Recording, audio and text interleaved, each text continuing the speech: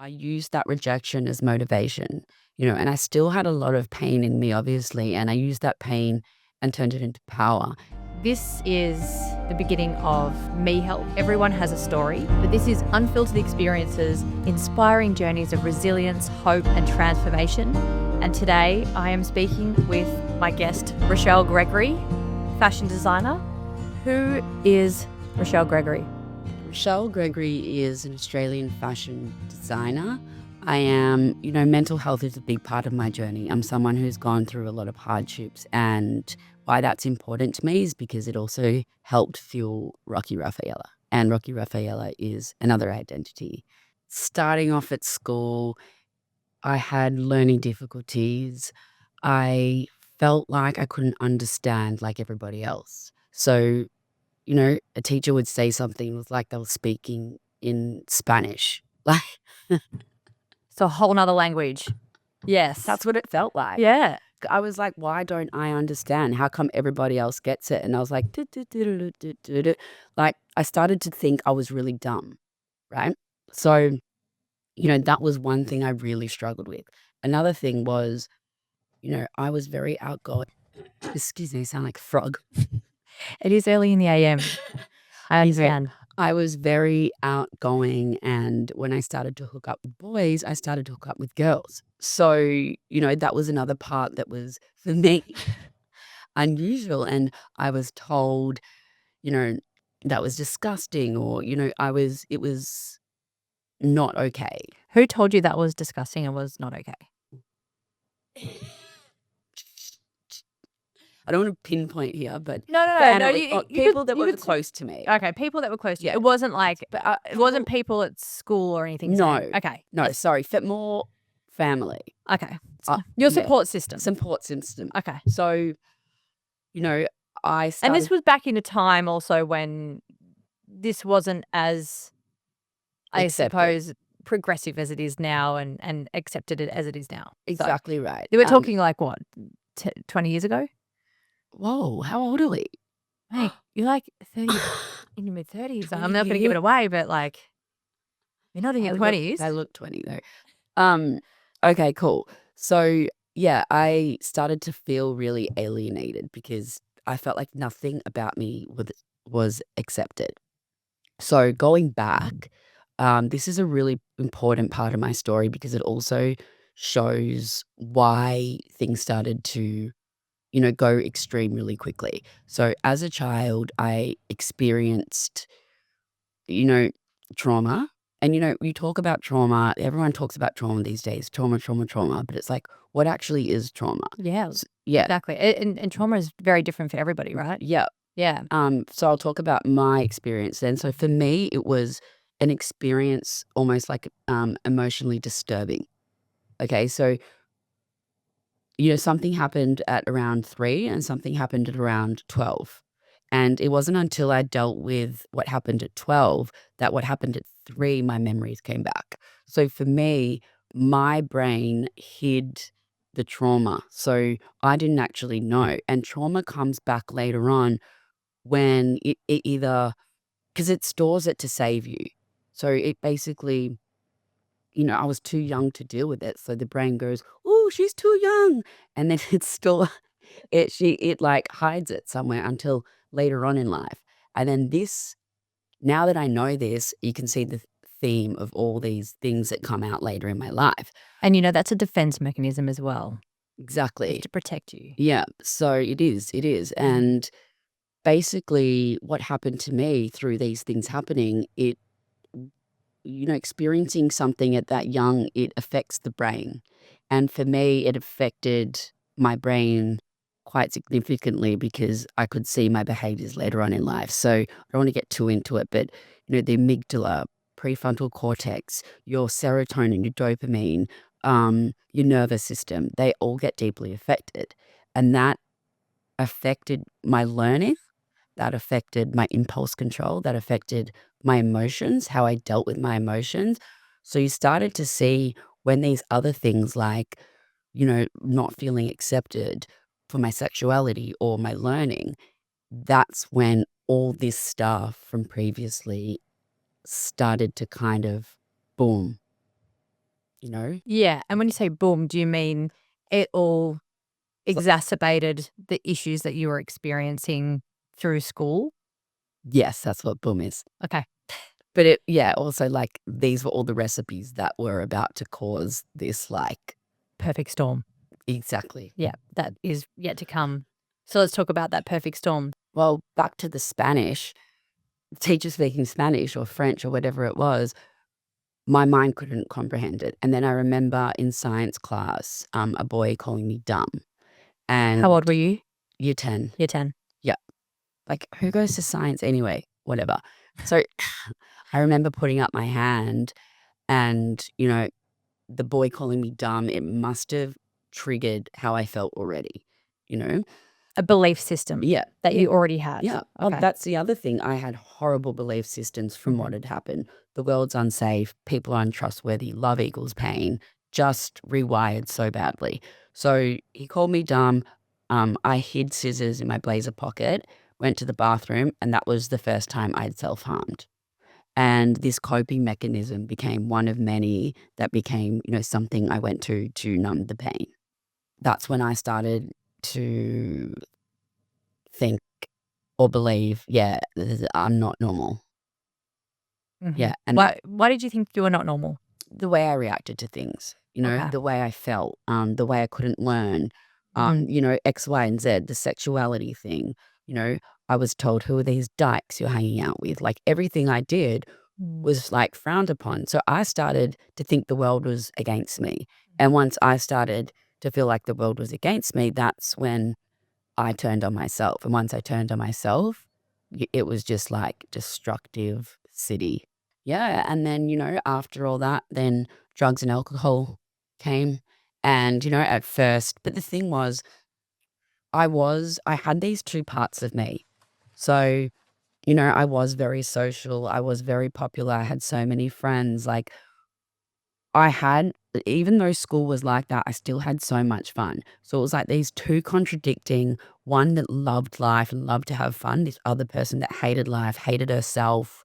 It was very contradicting. So that's where that kind of like, two people, you know, what would you say? Kind of contradicting. It's like a tug of war between who you want to be and this other person that you can't control, Yeah. I suppose. Yeah.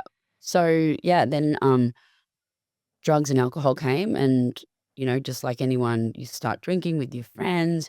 And then I just was like, hold on, like this works. And then As it, as a coping mechanism? Yeah. so I was like, yeah, this is it. So it was fun until it wasn't. So I started drinking and drugging. And then I had an eating disorder on top of everything. It was just like all my coping mechanisms just, surrounding me. And it was all so unhealthy to the point where they all became very unmanageable. It was like I didn't want to live. I was living this extreme life. I was riding off cars. I was creating more traumatic experiences. So, hating myself was create and feeling like everyone else did too, even though I had all the friends in the world. It was creating this just really, really toxic life. And I was ending up in hospitals most weekends. I was, in rehab and eating disorder units. I was constantly found in, what looked like crime scenes. Like I shouldn't be laughing about it, but it's very sad. Because, there was this girl in me that just didn't want to be that way, but I just didn't have the behaviors, like my parents never understood. Um, and I have now accepted that they did the best they could. You're not given a manual on how to raise a sick daughter. Also, they're brought up in completely different times. But yeah, they blamed the drugs and alcohol, but they weren't the problem. I was the problem. So everything else became the problem. Yeah. So home was a very painful place. So on top of everything, I didn't want to be home. And, that led to being, going missing for 2 weeks. By the time I was 18, I had 8 diagnoses. How did you feel i when you're going through these experiences? I didn't feel. You didn't? I Yeah, was interesting. all these things were numbing me. So, oh, it's crazy to even talk about it because of, who I am today.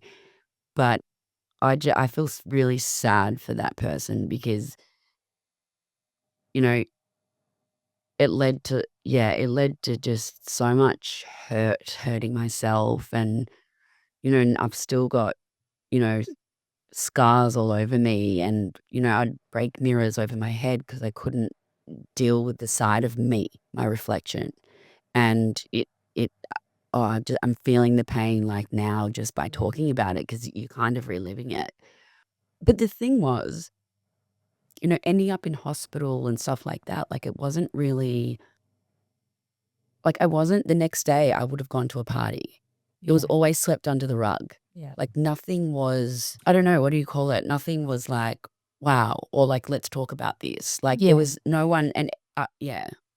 Yeah, that's interesting. So it's like all these really extreme things are happening, and then you're just like the next day, oh, okay, let's continue life as is and go to a party and pretend that didn't happen. Yeah. What was sort of like the breaking point for the turnaround? Okay, so first of all, when I got the diagnosis, Sorry, which one? Because you mentioned you oh yeah, did have a few. 8. 8. So Yeah. at 18, Mm.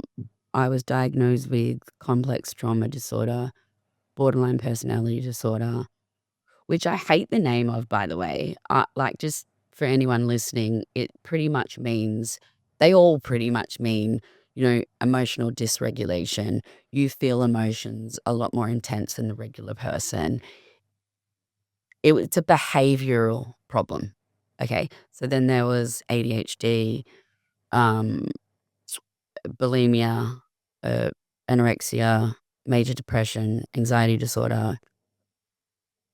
I think that's it. But yeah, that pretty much covers them all. So there was a lot. And There's a few diagnoses there, and because you yeah. felt like when you have these diagnoses that this is forever. So If someone handed that to you, like, here you go, this is what I have, like, yeah, yeah, what would you be like? Whoa, like yeah, like a lot of people were like too hard basket. yeah. Like that's a lot no one knew what to do with me. Yeah. And was it sort of like all at once as well, or this was over Yeah. time? Yeah, okay. So it's kind of like, hey, here's your list of diagnoses, here's how you manage them, and good luck. Prison sentence. Yeah. I mean, that's really hard. Now, looking at these diagnoses, are you relating to these diagnoses at this point in your life?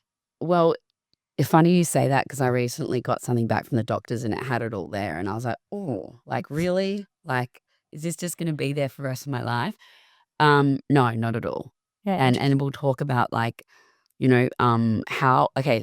how change happened. That's what you asked me before. Mhm. So I just remember I was seeing someone for 5 hours a day. Oh, one thing I really want to add Mm. was I just remember being really angry at the mental health system. A situation happened. I didn't want to be home. I was out fueling myself with drugs and alcohol. As soon as I found out, my parents were coming to get me, I ran away. Anyway, it ended up in me going to the Alfred Hospital and, they put me in a high security psych unit, right? And this was where 5 of maybe the sickest people were, and it was a glass dome. And I actually forgot about this until recently. It's one of those things that popped up later in life. Mm. And I just remember, you know, I was with really sick people and it was really traumatic because they basically put you in this glass dome with padded walls and they just watch you. And I was there for 4 days and I watched my dad walk away and leave me there. Wow.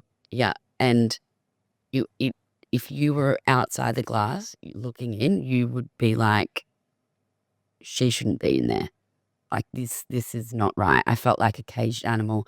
And that's what inspired my first collections. Yeah, wow. Okay.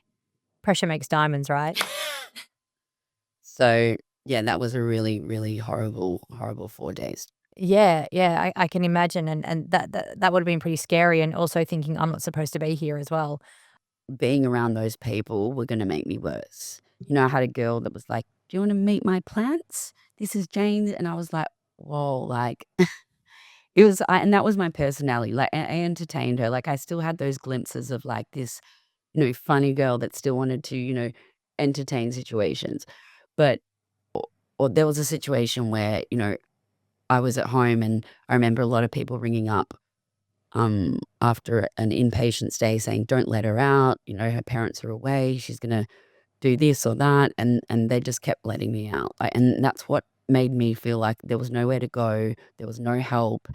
No one understood me, and then that forced me to, go down a spiritual route, which we can talk about after I got the help. But yeah, I just kind of turned my head on the mental health system because they just disappointed me time and time again. Could we talk a little bit about what you did to then go, okay, I can't rely on other people anymore. I can't rely on the mental health system to fix me. Yeah. So maybe I need to fix myself. So what was it that you did to help yourself? After that situation that happened, I was getting like 5 hours of, I don't know what you call it, therapy a day. And through talk and That's a lot of therapy. yeah, 5 hours a day. 5 hours a day. Yeah. Wow.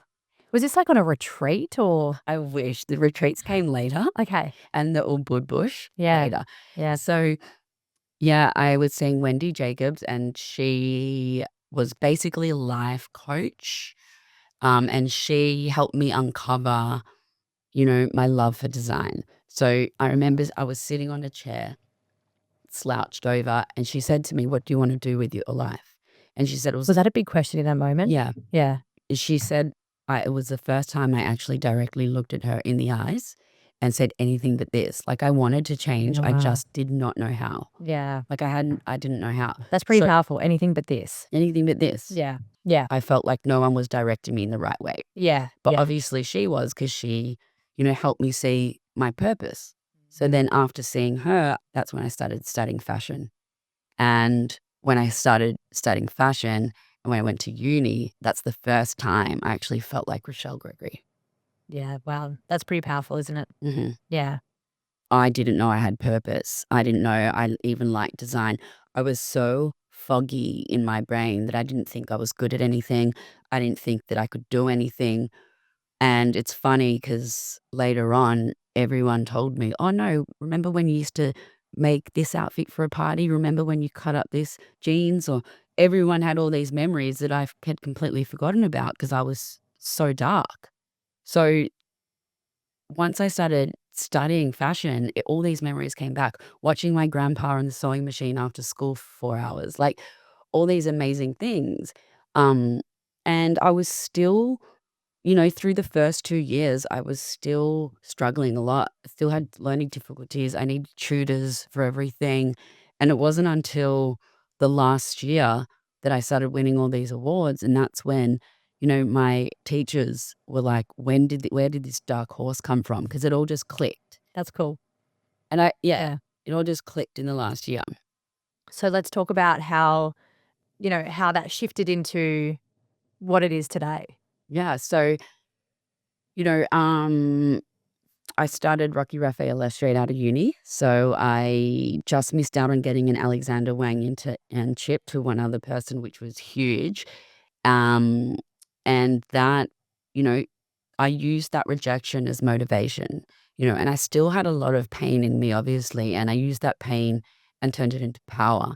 And that's how Rocky Rafaela was born. So Rocky was my nickname, and it means it's the hard, the strong part of the brand. It's like that unstoppable force. Rafaela means God to heal. So that was, the healing, the creative part. So it was kind of like that yin yang. Like, see on my top how the R's are different colors? Yeah. That's the yin yang. That's in the R. Yeah. That's really interesting to know. Yeah. So I created this Rocky Rafaela universe as a world to escape to. Like, I was wanting to create this world where I wasn't judged, where, people were unstoppable. There was this powerful world. And, and through my journey, this world started becoming my reality. So through creating, it actually became me. I became unstoppable. I became, like within 2 years, reached huge success. Yeah. And that was that unstoppable force. And I've also seen on your Instagram something about cages and what that means to you as well. I saw a video. Can you explain a little bit about the cages and how you're designing? So when I spoke about that story before of feeling caged and, that, being in that atmosphere of, the psych unit, the cages represented how I felt. So I started, handcrafting cages and making 3D cages with paper and, just so like hyper focused on this like creative force. So when I designed, it was like I honestly felt like there was a higher mechanism like controlling me from above. It was like I didn't think, I just did. And I just like a karate person. And I'd just whip up these things. So that expressed how I felt being trapped. I became obsessed with mazes that had no exit. So I draw mazes, and that's how I felt like a prisoner in my own mind. So a lot of my early designs were very dark.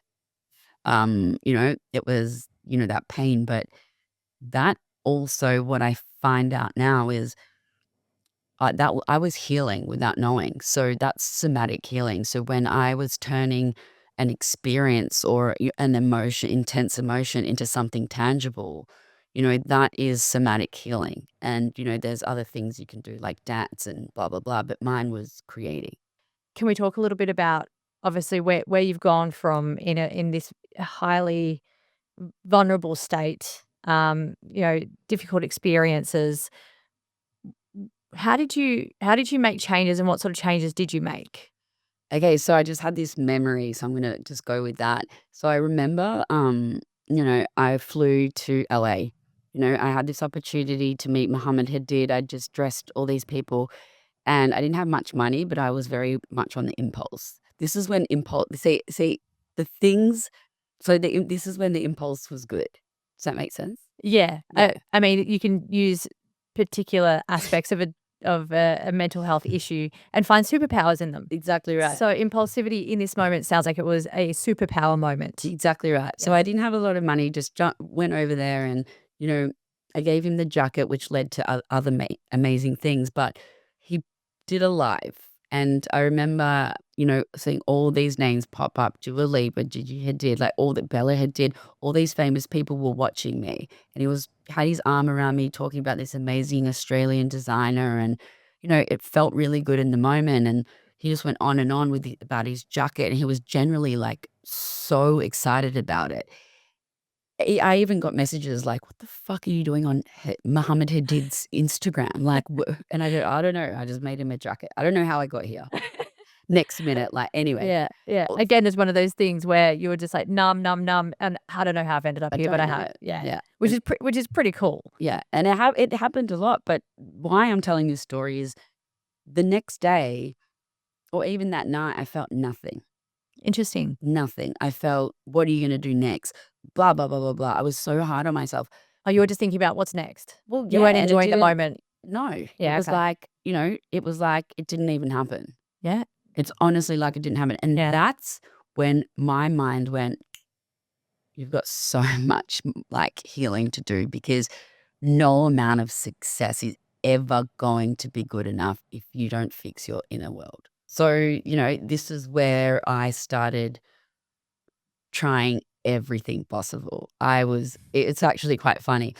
I was going to Ubud and doing emotional healing in the bushes, or in the jungle. Sorry, there's no bushes there. I was doing all these weird retreats where I would do ring a rosy with people holding hands. Like, you were trying anything. You were looking for any. Did you ayahuasca? No, go down that? No, that one of the only things you didn't do. Not yet. There's still time. There is time. So, yeah, I was doing all these things. I was even at an old people's home. What were you doing there? Well, no one would take me, so I went there. And yeah, I literally went to everything. And this is why it's funny, because it's like, I think every single thing has played a huge part in who I am now. Like, doing that emotional healing, doing that shame. I did something on shame with my sexuality. Like, I was fixing all the things that I needed to. And, even clinics, people like Way going in again. what I would do in a clinic was like, no one knew. Like, I would do that much work. I got so obsessed with working out behaviors, habits, like my personality. I was starting to even observe the sick girls I was living with and, realizing it wasn't the food, it wasn't the drugs, it was never about that. These are all symptoms. Symptoms, Yeah, exactly. of bigger problems. Our personality is made up of our personal reality, which is how we think, how we feel, and how we act. So I knew that I had to change these things. My beliefs, my thoughts, they were all so bad. And I was attracting more of that. So I started going like this. So it was like huge highs, huge lows, huge highs, like doing all these amazing things, and then hitting rock bottom until about 13 months ago when I gave up alcohol and hard drugs. Amazing. So this is where everything started to change, and this is 13 months ago now. Did you find that substances was that for you, and what was the point that you went, I need to cut that out so I can actually have mental clarity to move forward? Yeah. Yeah, exactly. So, all these huge things that were happening, the riding off the cars, the psych units, they were all fueled by drugs and alcohol, right? Like they were making the pain more extreme. So ending up in these things.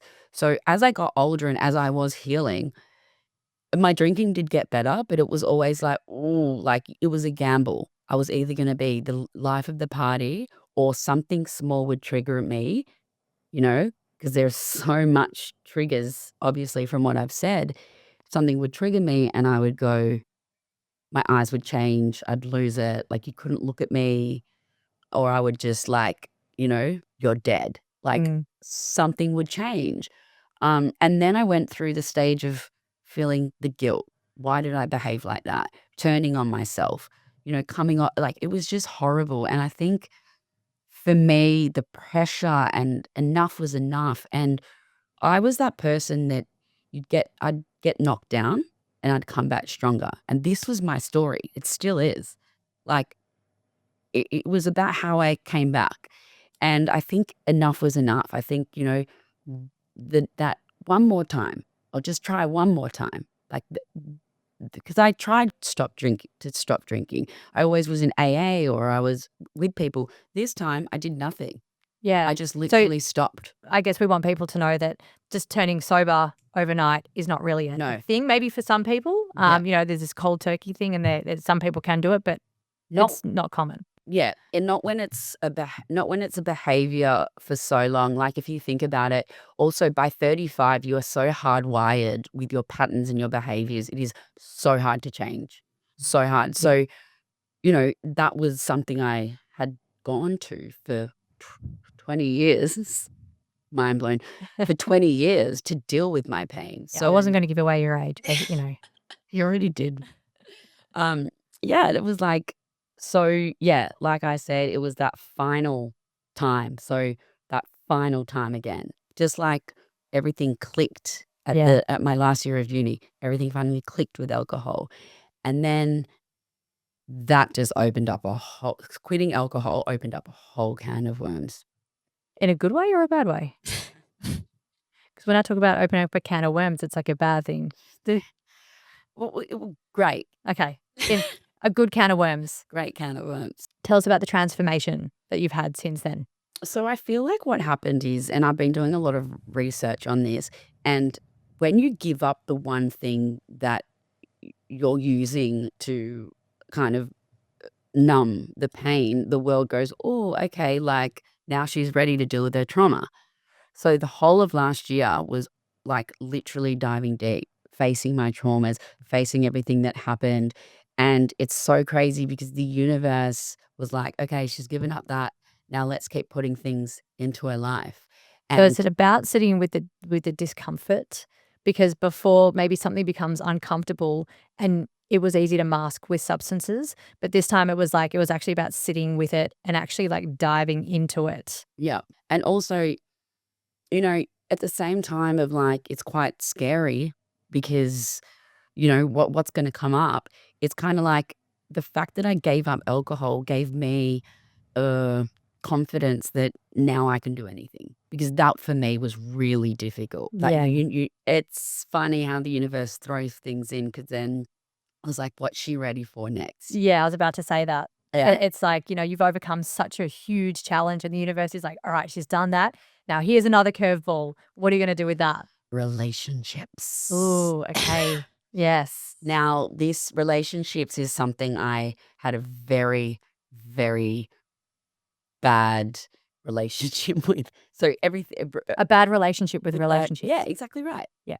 So, I had been with, my sexuality already was something that like was not okay in my belief system. So then I already had a, bad way of looking at that. So, I don't know, I guess subconsciously I was going for people that were unavailable, hooking up with straight girls, people that I wasn't meant to, like people that would, care for me in a way, or be some sort of,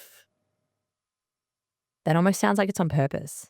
Like yeah, a self-sabotage. yeah, I'm exactly. going for relationships here that Yeah. are unattainable, who I know are going to walk away, who I know that won't be in my life because it's easier for me to get rid of them. Yeah.